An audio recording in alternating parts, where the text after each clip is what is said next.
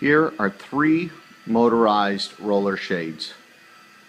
The 2 shades to the left are utilizing the Somfy LT30 RTS radio frequency motor, and the shade to your left is utilizing the Somfy ST40 AC powered motor.